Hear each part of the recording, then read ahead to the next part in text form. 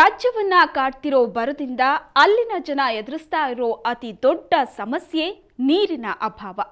ನೀರೇ ಇಲ್ಲದ ಸ್ಥಿತಿಲಿ ಕುಡಿಯೋದಕ್ಕೆ ಹನಿ ನೀರು ಸಿಕ್ಕರೆ ಸಾಕು ಅನ್ನೋ ಪರಿಸ್ಥಿತಿಲಿ 10 ಪೈಸೆಗೆ ಲೀಟರ್ ನೀರು ಕೊಟ್ರೆ ಅದು ಅಮೃತ ಅನ್ನಿಸ್ತಾ ಇರುತ್ತಾ?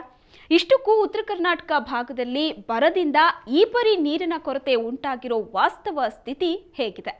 10 ಪೈಸೆಯ ನೀರು ಮಾಡ್ತಿರೋ ಪವಾಡವೇನು?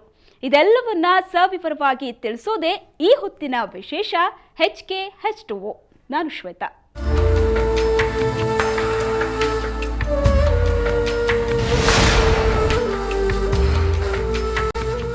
ಬೇಸಿಗೆ ಕಾಲ ಬಂದ್ರೆ ಸಾಕು, ನಗರ ಪ್ರದೇಶದಿಂದ ಹಿಡಿದು ಹಳ್ಳಿಗಳಲ್ಲಿ ಕುಡಿಯೋ ನೀರಿನ ಸಮಸ್ಯೆ ತಾಂಡವವಾಡುತ್ತೆ.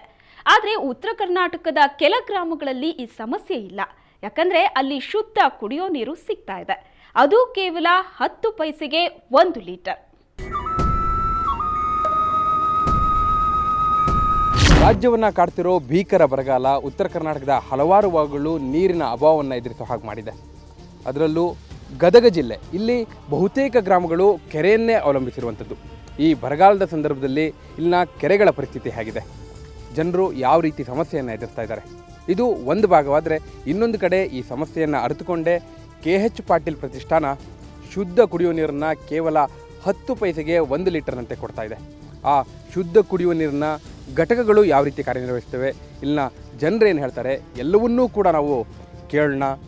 ಅವೆಲ್ಲವನ್ನು ಕೂಡ ನಿಮಗೆ ವಿಸ್ತೃತವಾಗಿ ನಾವು ಒಂದು ವರದಿಯ ಮೂಲಕ ಕೂಡ ತೋರಿಸ್ತೇವೆ. ಬನ್ನಿ ಗ್ರಾಮಗಳಿಗೆ ಹೋಗಿ ನೋಡೋಣ.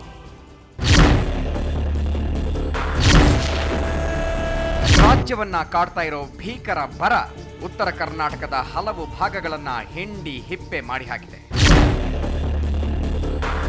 ಕುಡಿಯುವ ನೀರಿಲ್ಲದೆ ಜನ ತತ್ತರಿಸಿ ಹೋಗಿದ್ದಾರೆ.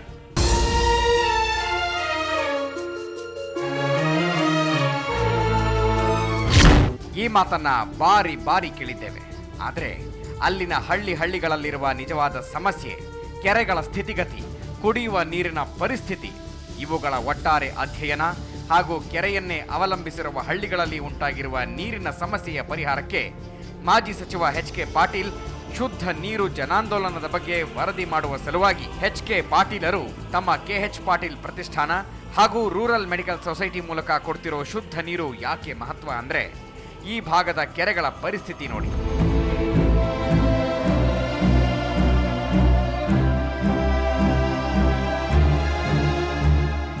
ಹತ್ತು ಪೈಸೆಗೆ 1 ಲೀಟರ್ ನೀರು ಕೊಡ್ತಿದ್ದಾರೆ ಅನ್ನೋ ಅಂಶಕ್ಕಿಂತಲೂ ಮಿಗಿಲಾಗಿ ಈ ನೀರಿನ ಅನಿವಾರ್ಯವಾಗಲು ಕಾರಣ ಇಲ್ಲಿದೆ ನೋಡಿ. ಈಗ ದೃಶ್ಯದಲ್ಲಿ ನೋಡ್ತಾ ಇರುವಂಥದ್ದು ಯಾವುದೋ ಗದ್ದೆಯೋ ಬೈಲೋ ಅಲ್ಲ. ಆದರೆ ಇದು ಬಿರುಕು ಬಿಟ್ಟಿರುವ ಪರಿಯನ್ನು ನೋಡಿದ್ರೆ, ಒಣಗಿರುವ ಪರಿಯನ್ನು ನೋಡಿದ್ರೆ ಸಹಜವಾಗಿ ಇದು ಯಾವುದೋ ಗದ್ದೆ ಬೈಲಿರಬೇಕು ಅಂತ ಯಾರಾದರೂ ಅಂದ್ಕೊಳ್ತಾರೆ. ಆದರೆ ಇದು ಸುಮಾರು 10,000 ಜನ ಅವಲಂಬಿಸಿರುವಂತಹ ಕೌಲೂರು ಗ್ರಾಮದ ಕುಡಿಯುವ ನೀರಿನ ಕೆರೆ, ಹೊಸಕೆರೆ.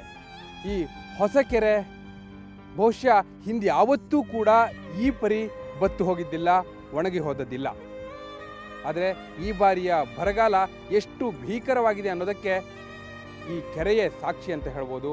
ಕುಡಿಯುವ ನೀರಿಗಾಗಿ ಅವಲಂಬಿಸಿರುವಂಥ ಕೆರೆ, ಆದರೆ ಈ ಬಾರಿ ಕುಡಿಯುವ ನೀರಿಗೆ ಇಲ್ಲಿ ಜನರಿಗೆ ಯಾವುದೇ ಒಂದು ಮೂಲ ಇಲ್ಲದಂತಹ ಪರಿಸ್ಥಿತಿ.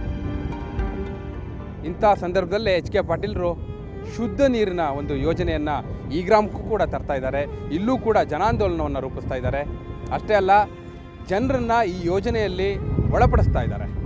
ಆದರೆ ಈ ಒಂದು ಗ್ರಾಮದ ಈ ಹೊಸಕೆರೆಯನ್ನು ನೋಡಿದ್ರೆ ಬಹುಶಃ ಈ ಗ್ರಾಮದ ಜನರ ಪರಿಸ್ಥಿತಿ ಏನು ಅನ್ನೋದು, ಈ ಕೆರೆ ಅದಕ್ಕೆ ಒಂದು ರೀತಿ ದ್ಯೋತಕವಾಗಿದೆ, ಸಂಕೇತವಾಗಿದೆ ಅಂತ ಹೇಳ್ಬೋದು. ಇಲ್ಲಿಯ ಹಳ್ಳಿಯರು ಒಬ್ಬರಿದ್ದಾರೆ, ರೈತರು. ಸರ್, ಹಿಂದೆ ಯಾವಾಗಾದರೂ ಈ ರೀತಿ ಈ ಕೆರೆ ಬತ್ತಿದ್ದಿತ್ತ? ಇಲ್ರಿ, ಗೊತ್ತಿಲ್ಲ. ಇಷ್ಟರಿಂದ ಅದು ಗೊತ್ತಿಲ್ಲ, ಇದೇ ವರ್ಷ ಗೊತ್ತಿರೋದು. ಈ ರೀತಿ ಆಗತ್ತೆ. ನೀರಿನ ಭಾಳ ಪ್ರಾಬ್ಲಮ್ಮು ನಮ್ಗೆ. ಇಲ್ಲಿ ಹೊಳೆ ನೀರು ಬರ್ತಾವೆ, ಕೆಲವು ಮಂದಿಗೆ ಆಗುತ್ತೆ, ಕೆಲವು ಮಂದಿಗೆ ಆಗೋಲ್ಲ. ನೀರು ಹೊಟ್ಟೆ ಜಾಡ್ಸೋದು, ನಾನಾ ನಮ್ಮನೆ ಕಾಯಿಲೆ, ನಾನಾ ನಮ್ಮನೆ ಜಡ್ಡು, ಹೀಗಾಗಿ ಜನರು ಸರಿ ಇಲ್ಲ.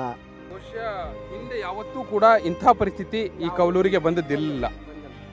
ನಿಜ, ಬಹಳ ದುಃಖದಲ್ಲಿ ಹೇಳ್ತಾ ಇದ್ದಾರೆ ಅವರು. ಬಹುಶಃ ಹಿಂದೆ ಯಾವತ್ತೂ ಕೂಡ ಈ ಗ್ರಾಮ ಇಷ್ಟೊಂದು ನೀರಿನ ಅಭಾವವನ್ನು ಎದುರಿಸಿದ್ದಿಲ್ಲ. ಹಾಗೂ ತಾವು ಕುಡಿಯುವ ನೀರಿಗಾಗಿ ನಂಬಿಕೊಂಡಿದ್ದ ಏಕೈಕ ಕೆರೆಯ ಪರಿಸ್ಥಿತಿ ಈ ರೀತಿ ಆದರೆ ನೋಡ್ಬೋದು ಎಷ್ಟರ ಮಟ್ಟಿಗೆ ಬಿರುಕು ಬಿಟ್ಟಿದೆ ಅನ್ನುವಂಥದ್ದು. ಎಷ್ಟರ ಮಟ್ಟಿಗೆ ಬತ್ತು ಹೋಗಿದೆ, ಎಷ್ಟರ ಮಟ್ಟಿಗೆ ಇದು ಒಣಗಿ ಹೋಗಿದೆ ಅನ್ನೋದನ್ನು ನಾವು ನೀವು ತೋರಿಸ್ತಾ ಇದ್ದೀವಿ. ಅಂದರೆ ಉತ್ತರ ಕರ್ನಾಟಕದ ಅದರಲ್ಲೂ ಗದಗ ಜಿಲ್ಲೆ ಕೊಪ್ಪಳ ಜಿಲ್ಲೆಯ ಗ್ರಾಮಗಳ ಪರಿಸ್ಥಿತಿ ಯಾವ ರೀತಿ ಇದೆ ಅನ್ನೋದಕ್ಕೆ ಬಹುಶಃ ಈ ಒಂದು ಕೆರೆ ಸಾಕು. ಎಲ್ಲವನ್ನೂ ಕೂಡ ಈ ಕೆರೆ ಸಾಕ್ಷೀಕರಿಸ್ತಾ ಇದೆ. ಆ ಹಿನ್ನೆಲೆಯಲ್ಲಿ ಈ ಸಂದರ್ಭದಲ್ಲಿ HK ಪಾಟೀಲ್ರ ಶುದ್ಧ ನೀರು ಯೋಜನೆ ಎಷ್ಟರ ಮಟ್ಟಿಗೆ ಈ ಸಂದರ್ಭದಲ್ಲಿ ಅಗತ್ಯ ಹಾಗೂ ಅನಿವಾರ್ಯ ಅನ್ನೋದನ್ನ ಈ ಕೆರೆಯೇ ಒತ್ತಿ ಹೇಳ್ತಾ ಇದೆ. ಕೊಪ್ಪಳದ ಕವಲೂರಿನ ಹೊಸಕೆರೆಯಷ್ಟೇ ಅಲ್ಲ, ಸುಮಾರು 150 ಗ್ರಾಮಗಳ ಕೆರೆಗಳ ಪರಿಸ್ಥಿತಿ ಹೀಗೇನೇ ಆಗಿದೆ. ಕುಡಿಯುವ ನೀರಿಗಾಗಿ ಸಂಪೂರ್ಣವಾಗಿ ಅವಲಂಬಿಸಿದ್ದ ಕೆರೆಗಳು ಅಕ್ಷರಶಃ ಬತ್ತಿ ಹೋಗಿವೆ. ಕೆಲವೆಡೆ ನೀರಿದ್ದರೂ ಕೂಡ ಅದು ಕಾಲು ತೊಳೆಯಲು ಯೋಗ್ಯವಲ್ಲದಷ್ಟು ಕಲುಷಿತಗೊಂಡಿದೆ. ಹೂಳು ತುಂಬಿಕೊಂಡು ಒಣಗಿ ಹೋದ ಕೆರೆಯ ನಡುವೆ ಕುಳಿತ ರೈತ ಕಣ್ಣೀರಿಡುವ ಪರಿಸ್ಥಿತಿ. ಇದನ್ನ ಅರಿತುಕೊಂಡೇ HK ಪಾಟೀಲರು ಜನರಿಗೆ ಶುದ್ಧ ನೀರು ನೀಡುವ ಪಣ ತೊಟ್ಟಿರುವುದು.